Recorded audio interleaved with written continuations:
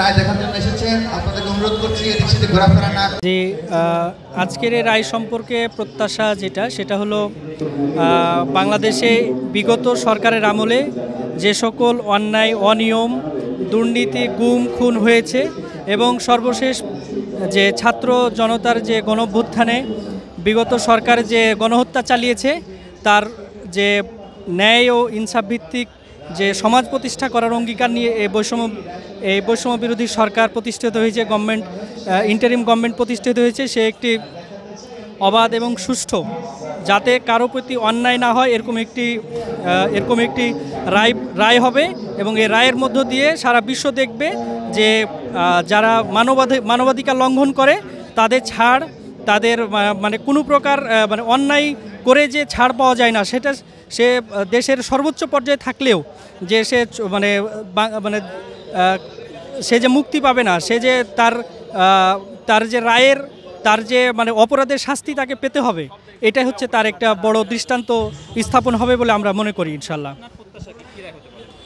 এটা তো আদালতের ব্যাপার, তবে তার যে অপরাধ সেতে আমরা যেটা মনে করি সর্বোচ্চ শাস্তি হয় যোগ্য বলে মনে করি। তবে সেটা আদালত যেটা দিবে সেটাই আমরা মনে করব যে তার জন্য সেটাই প্রাপ্য হয়েছে। এখানে আয়োজনটা কেমন লাগছে? অবশ্যই ভালো লাগছে। এখানকার আয়োজন দেখে যে হচ্ছে সবাই যেন রায়টা হচ্ছে শুনতে পারে, তারা এত সুন্দর একটা আয়োজন করেছে, সবার জন্য সহজ হয় যেন, শেখার জন্য অবশ্যই ভালো লাগছে। আপনি কি রায় প্রত্যাশা করেন? অবশ্যই সে যে বিগত 15 বছরে যে অত্যাচার চালিয়েছে, এবং আমরা দেখেছি যে জুলাই আন্দোলনের সময় স্টুডেন্টদের উপর থেকে শুরু করে সাধারণ মানুষ, তাদের উপর যেভাবে হত্যাকাণ্ড সে চালিয়েছে, তাতে অবশ্যই তার ফাঁসি রায় আমরা কামনা করি।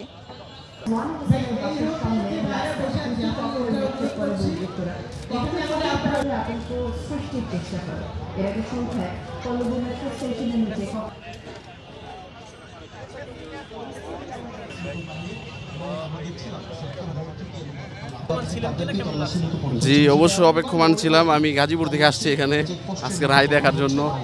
আমরা আশা করব যে সর্বোচ্চ বিগত 16 বছর শেখ হাসিনা ফ্যাসিস্ট সরকার যেভাবে দেশের মানুষের উপরে নির্যাতন নিপীড়ন চালিয়েছে, তো আমরা আশা করব যে এই ফ্যাসিস্ট হাসিনা, আমরা যারা জুলাই মাঠে ছিলাম, যারা আহত হয়েছে, তাদের দেশের সকল মানুষের আশা এবং আকাঙ্ক্ষা এই সরকারের কাছে যে শেখ হাসিনার সর্বোচ্চ শাস্তি যেন ফাঁসি হয়।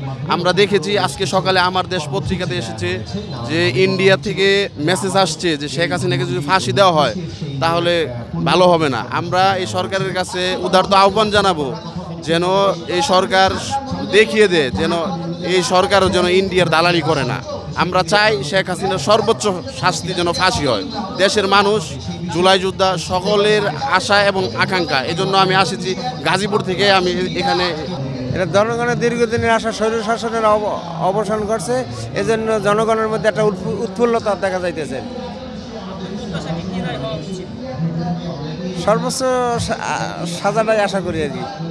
আলহামদুলিল্লাহ।